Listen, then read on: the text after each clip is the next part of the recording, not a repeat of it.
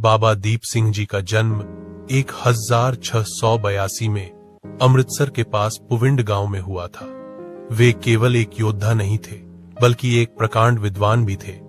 उन्होंने अपना अधिकांश जीवन दमदमा साहिब में व्यतीत किया, जहां उन्होंने गुरु गोविंद सिंह जी की देखरेख में गुरबाणी का गहन अध्ययन किया।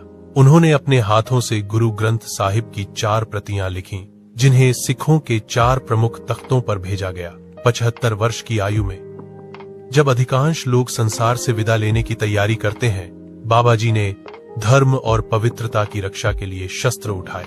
अफगान हमलावर अहमद शाह अब्दाली ने जब अमृतसर को तहस नहस किया और श्री हरमंदिर साहिब के पवित्र सरोवर को कूड़े और मरे हुए जानवरों से भर दिया, तो यह खबर दमदमा साहिब पहुंची। बाबा जी ने अपनी कलम मेज पर रखी और गरजकर कहा, अब लिखने का समय गया, अब लहू से इतिहास रचने का समय है। उन्होंने एक विशाल खंडा उठाया और सिखों को पुकारा। तरनतारण साहिब पहुंचते उनके 7 सिखों का एक सैलाब उमड़ पड़ा। तरनतारण के ऐतिहासिक गुरुद्वारे के पास रुककर बाबा जी ने अपनी तलवार से जमीन पर एक लंबी रेखा खींची। उन्होंने एक ओजस्वी भाषण दिया। खालसा जी, सामने जो रास्ता है वह सीधा मौत के घर को जाता है। जो इस लकीर को पार करेगा वह यह समझ ले कि आज वह अपने सिर का सौदा गुरु के घर से कर रहा है। जिसे परिवार का मोह है वह यहीं से लौट जाए।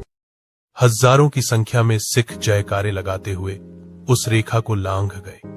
बाबा जी ने अपनी आंखों को आसमान की ओर उठाया और ईश्वर से एक ऐसी विनती की जिसे सुनकर काल भी ठहर गया।